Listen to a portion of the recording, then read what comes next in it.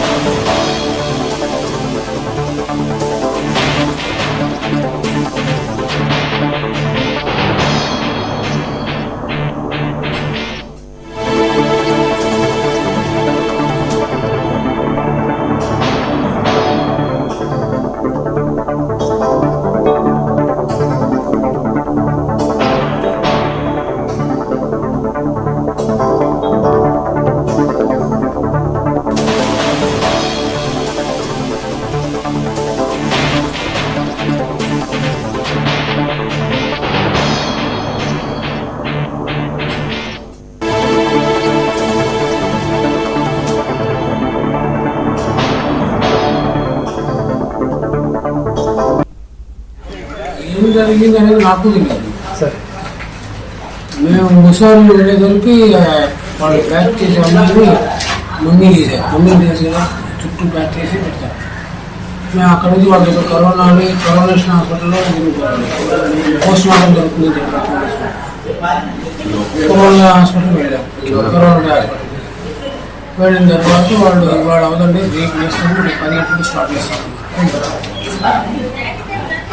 Post mortem అయిపోయాక వాళ్ళు police ముసలి పోలీసు ఇక్కడ గాయాలు ఇంటర్నల్ లొకేషన్ కాబట్టి మీరు యూ కెన్ గో అని చెప్పిన యూ కెన్ గో అంటే ఇక టెంపరీ రిలీవ్ అని వాళ్ళు రాశారు. అయిన తర్వాత అతను అక్కడి నుంచి డైరెక్ట్ నుంచి ఢిల్లీ నుంచి కాపు తీసుకొని మేము మా ఊరు వెళ్ళాం. మామిడి వెళ్ళాం. అక్కడ నమస్కారాలు అరే ఇదో నేను ఈ వర్షంలో పూజ చేస్తున్నాను. మీరు సమాచారం వచ్చారు సార్. అబ్బాయి కోర్స్ టైరాయిడ్ ఉన్నది. కుటుంబ సభ్యుల ఫిర్యాదుల మేరకు ఉత్తరాఖండ్ పోలీసులు కేసు నమోదు చేశారు. కొత్త విచారణ అధికారిని నియమించి దర్యాప్తు చేపట్టారు. అయితే నిందితుడైన భర్త శ్రీచరణ్ ప్రస్తుతం పరారీలో ఉన్నాడు. ఇదిలా ఉండగా శ్రీచరణ్ తండ్రి దుర్గా ప్రసాద్ మాట్లాడుతూ తన కొడుకు ఎక్కడికి పారిపోలేదని డెహ్రాడూన్ పోలీసుల నుండి వచ్చిన ఫోన్ కాల్ మేరకు తాము అధికారులను కలిసినట్లుగా చెప్పారు. తన కొడుకుపై తనకు పూర్తి నమ్మకం ఉంది అన్నారు. కేసు దర్యాప్తు పోస్టు మార్టం నివేదిక వచ్చిన తర్వాతే అసలు నిజాలు తెలుస్తాయని పేర్కొన్నారు. నిన్న ఒక వీడియో చూశాను. చరణ్ ప్రజల్ని, సమాజాన్ని, పోలీసుల్ని, మీడియాని అందరినీ తప్పుదో పట్టిస్తున్నాడు. మీడియా అడిగింది మద్యం సేవించారు కదా అని అంటే చరణ్ ఇదే స్టేట్మెంట్ ఇచ్చాడు మీడియాకు, హోటల్ ప్రైవేట్ చేశారు అని. నేను ఆ న్యూస్ వినగానే షాక్ అయ్యాను. నేను హోటల్ వాళ్ళు ఎలా మద్యం ప్రైవేట్ చేస్తారు, ఎలా ఎంకరేజ్ చేస్తారు అని. నేను ప్రజెంట్ అయితే మా అమ్మాయి కేసు విషయంలో మసూరిలోనే ఉన్నాను. నేను అప్పుడు మసూరి పోలీసు పర్మిషన్ తీసుకుని నేను ఆ హోటల్కి ఫోన్ చేసి ఎంక్వైరీ చేయడం జరిగింది. వాళ్ళు ఇదే చెప్పారు నాకు, మేము ఎటువంటి మద్యం కానీ మారకద్రవ్యాలు కానీ ఎటువంటి ఏవి సప్లై చేయము, లోపలికి ఎలా కూడా చేయమని చెప్పారు. నేను ఒక ఎక్స్ ఆర్మీని, నా ఒక దేశ సైన్యాన్ని నేను సేవ చేశాను.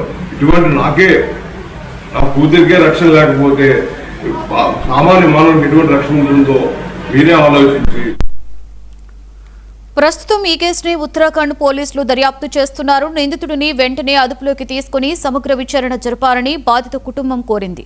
న్యాయం జరిగేలా చర్యలు తీసుకోవాలని ముస్సూరీ జిల్లా కలెక్టర్, పోలీసులు, సంబంధిత అధికారులను గాయత్రి కుటుంబ సభ్యులు విజ్ఞప్తి చేస్తున్నారు.